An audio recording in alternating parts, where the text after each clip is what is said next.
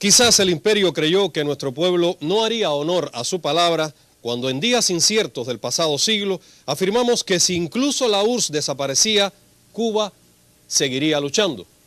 Comienza diciendo el comandante en jefe.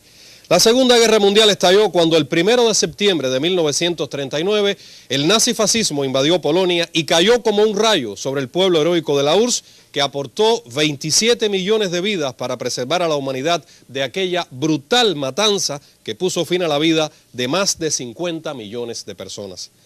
La guerra es, por otro lado, la única actividad a lo largo de la historia que el género humano nunca ha sido capaz de evitar, lo que llevó a Einstein a responder que no sabía cómo sería la Tercera Guerra Mundial, pero la cuarta sería con palos y piedras.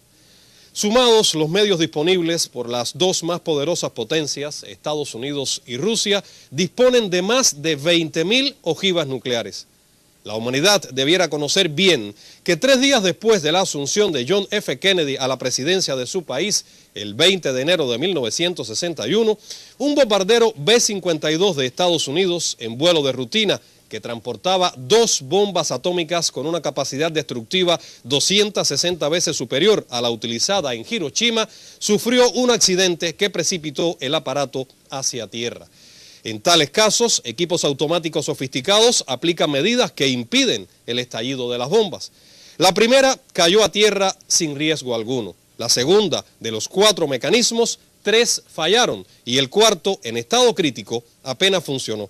La bomba, por puro azar, no estalló. Ningún acontecimiento presente o pasado que yo recuerde o haya oído mencionar, como la muerte de Mandela, impactó tanto a la opinión pública mundial, y no por sus riquezas, sino por la calidad humana y la nobleza de sus sentimientos e ideas. A lo largo de la historia, hasta hace apenas un siglo y medio, y antes de que las máquinas y robots a un costo mínimo de energías se ocuparan de nuestras modestas tareas, no existían ninguno de los fenómenos que hoy conmueven a la humanidad y rigen inexorablemente a cada una de las personas, hombres o mujeres, niños y ancianos, jóvenes y adultos, agricultores y obreros fabriles, manuales o intelectuales. La tendencia dominante es la de instalarse en las ciudades, donde la creación de empleos, transporte y condiciones elementales de vida demandan enormes inversiones en detrimento de la producción alimentaria y otras formas de vida más razonables. 3 potencias han hecho descender artefactos en la luna de nuestro planeta. El mismo día en que Nelson Mandela, envuelto en la bandera de su patria, fue inhumado en el patio de la humilde casa donde nació hace 95 años, un módulo sofisticado de la República Popular China descendía en un espacio iluminado de nuestra luna. La coincidencia de ambos hechos fue absolutamente casual. Millones de científicos investigan materias y radiaciones en la Tierra y el espacio.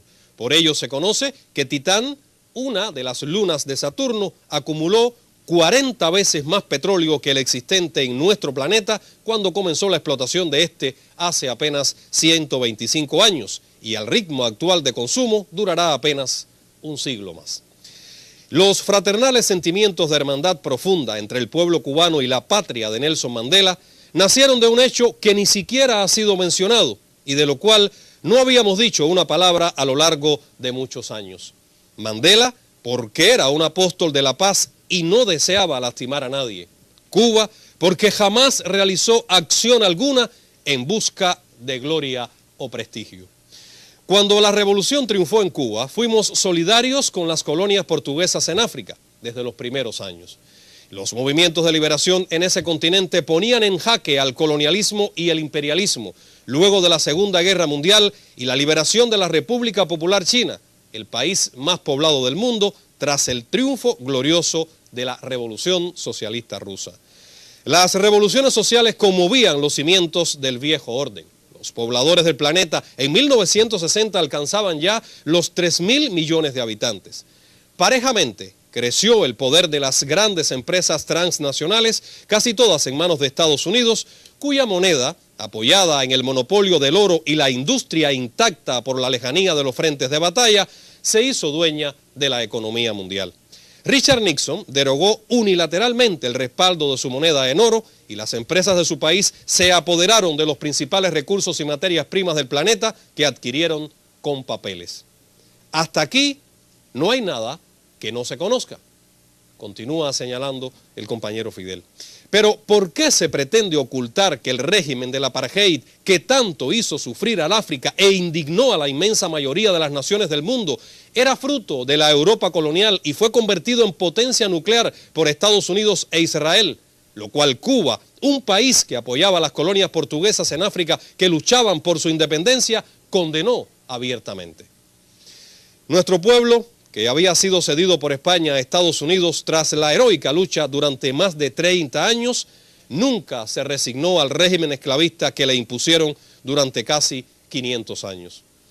De Namibia, ocupada por Sudáfrica, partieron en 1975 las tropas racistas apoyadas por tanques ligeros con cañones de 90 milímetros que penetraron más de 1000 kilómetros hasta las proximidades de Luanda, donde un batallón de tropas especiales cubanas enviadas por aire y varias tripulaciones también cubanas de tanques soviéticos que estaban allí sin personal, las pudo contener. Eso ocurrió en noviembre de 1975, 13 años antes de la batalla de Cuito-Cuanavale. Ya dije que nada hacíamos en busca de prestigio o beneficio alguno, pero constituye un hecho muy real que Mandela fue un hombre íntegro, revolucionario profundo y radicalmente socialista que con gran estoicismo soportó 27 años de encarcelamiento solitario. Yo no dejaba de admirar su honradez, su modestia y su enorme mérito. Cuba cumplía sus deberes internacionalistas rigurosamente. Defendía puntos claves y entrenaba cada año a miles de combatientes angolanos en el manejo de las armas. La URSS suministraba el armamento. Sin embargo, en aquella época, la idea del asesor principal por parte de los suministradores del equipo militar no la compartíamos. Miles de angolanos jóvenes y saludables ingresaban constantemente en las unidades de su incipiente ejército. El asesor principal no era, sin embargo, un Zhukov, Rokossovski, Malinowski u otros muchos que llenaron de gloria la estrategia militar soviética. Su idea obsesiva era enviar brigadas angolanas con las mejores armas al territorio donde supuestamente residía el gobierno tribal de Savimbi, un mercenario al servicio de Estados Unidos y Sudáfrica, que era como enviar a las fuerzas que combatían en Stalingrado a la frontera de la España falangista, que había enviado más de 100.000 soldados a luchar contra la URSS. Ese año se estaba produciendo una operación de ese tipo. El enemigo avanzaba tras las fuerzas de varias brigadas angolanas golpeadas en las proximidades del objetivo donde eran enviadas, a 1.500 kilómetros aproximadamente de Luanda. De allí venían perseguidas por las fuerzas sudafricanas en dirección a Cuito-Cuanavale, antigua base militar de la OTAN, a unos 100 kilómetros de la primera brigada de tanques cubana. En ese instante crítico, el presidente de Angola solicitó el apoyo de las tropas cubanas. El jefe de nuestras fuerzas en el sur, general Leopoldo Sintra Frías, nos comunicó la solicitud, algo que solía ser habitual. Nuestra respuesta firme fue que prestaríamos ese apoyo si todas las fuerzas y equipos angolanos de ese frente se subordinaban al mando cubano en el sur de Angola. Todo el mundo comprendía que nuestra solicitud era un requisito para convertir la antigua base en el campo ideal para golpear a las fuerzas racistas de Sudáfrica. En menos de 24 horas llegó de Angola la respuesta positiva. Se decidió el envío inmediato de una brigada de tanques cubana hacia ese punto. Varias más estaban en la misma línea hacia el oeste.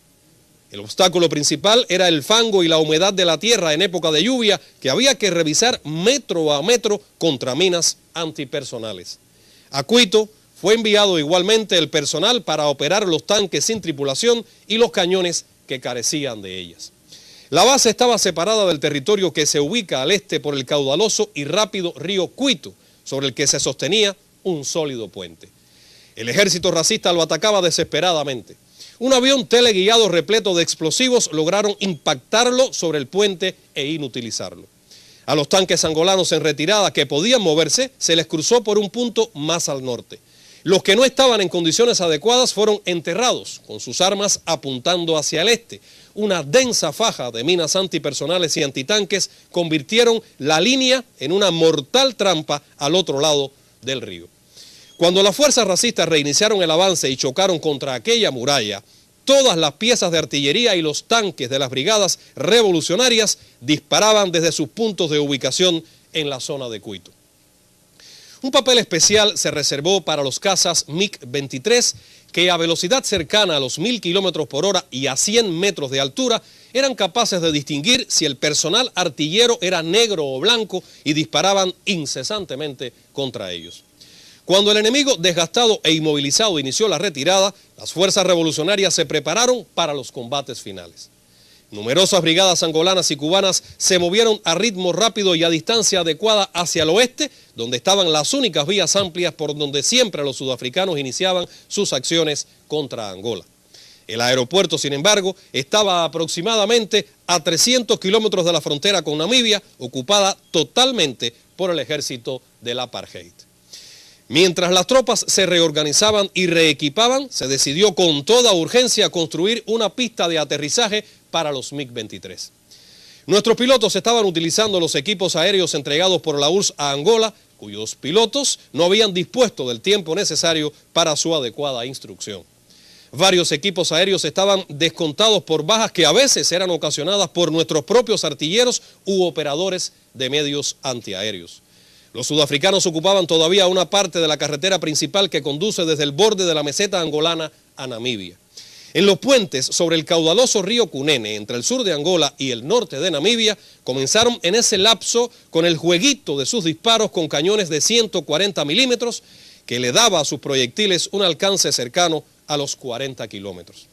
El problema principal radicaba en el hecho de que los racistas sudafricanos poseían, según nuestros cálculos, entre 10 y 12 armas nucleares. Habían realizado pruebas incluso en los mares o en las áreas congeladas del sur. El presidente Ronald Reagan lo había autorizado y entre los equipos entregados por Israel estaba el dispositivo necesario para hacer estallar la carga nuclear. Nuestra respuesta fue organizar el personal en grupos de combate de no más de 1000 hombres, que debían marchar de noche en una amplia extensión de terreno y dotados de carros de combate antiaéreos. Las armas nucleares de Sudáfrica, según informes fidedignos, no podían ser cargadas por aviones Mirage. Necesitaban bombarderos pesados tipo Canberra. Pero en cualquier caso, la defensa antiaérea de nuestras fuerzas disponía de numerosos tipos de cohetes que podían golpear y destruir objetivos aéreos hasta decenas de kilómetros de nuestras tropas. Adicionalmente, una presa de 80 millones de metros cúbicos de agua situada en territorio angolano había sido ocupada y minada por combatientes cubanos y angolanos. El estallido de aquella presa hubiese sido equivalente a varias armas nucleares. No obstante, una hidroeléctrica que usaba las fuertes corrientes del río Cunene antes de llegar a la frontera con Namibia estaba siendo utilizada por un destacamento del ejército sudafricano. Cuando en el nuevo teatro de operaciones los racistas comenzaron a disparar los cañones de 140 milímetros, los MiG-23 golpearon fuertemente aquel destacamento de soldados blancos y los sobrevivientes abandonaron el lugar, dejando incluso algunos carteles críticos contra su propio mando. Tal era la situación cuando las fuerzas cubanas y angolanas avanzaban hacia las líneas enemigas. Supe que Katiuska Blanco, autora de varios relatos históricos, junto a otros periodistas y reporteros gráficos, estaban allí. La situación era tensa, pero nadie perdió la calma. Fue entonces que llegaron noticias de que el enemigo estaba dispuesto a negociar. Se había logrado poner fin a la aventura imperialista y racista en un continente que en 30 años tendrá una población superior a la de China e India juntas.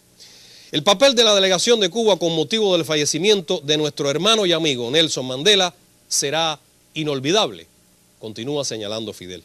Felicito al compañero Raúl por su brillante desempeño y en especial por la firmeza y dignidad cuando con gesto amable pero firme saludó al jefe del gobierno de Estados Unidos y le dijo en inglés: señor presidente, yo soy Castro. Cuando mi propia salud puso límite a mi capacidad física, no vacilé un minuto en expresar mi criterio sobre quién a mi juicio podía asumir la responsabilidad. Una vida es un minuto en la historia de los pueblos y pienso que quien asuma hoy tal responsabilidad requiere la experiencia y autoridad necesaria para optar ante un número creciente, casi infinito, de variantes. El imperialismo siempre reservará varias cartas para doblegar a nuestra isla, aunque tenga que despoblarla, privándola de hombres y mujeres jóvenes, ofreciéndole migajas de los bienes y recursos naturales que saquea al mundo. que hablen ahora los voceros del imperio sobre cómo y por qué surgió el apartheid. Firmado Fidel Castro Ruz, diciembre 18 de 2013, 8:35, pasado meridiano. Quizás el imperio creyó que nuestro pueblo no haría honor a su palabra cuando en días inciertos del pasado siglo afirmamos que si incluso la URSS desaparecía, Cuba seguiría luchando. Comienza diciendo el comandante en jefe.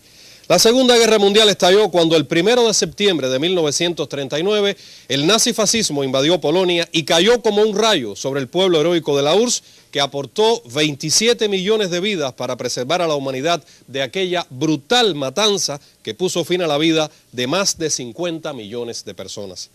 La guerra, las más poderosas potencias, Estados Unidos y Rusia, disponen de más de 20.000 ojivas nucleares. La humanidad debiera conocer bien que 3 días después de la asunción de John F. Kennedy a la presidencia de su país, el 20 de enero de 1961, un bombardero B-52 de Estados Unidos en vuelo de rutina que transportaba 2 bombas atómicas con una capacidad destructiva 260 veces superior a la utilizada en Hiroshima, sufrió un accidente que precipitó el aparato hacia tierra.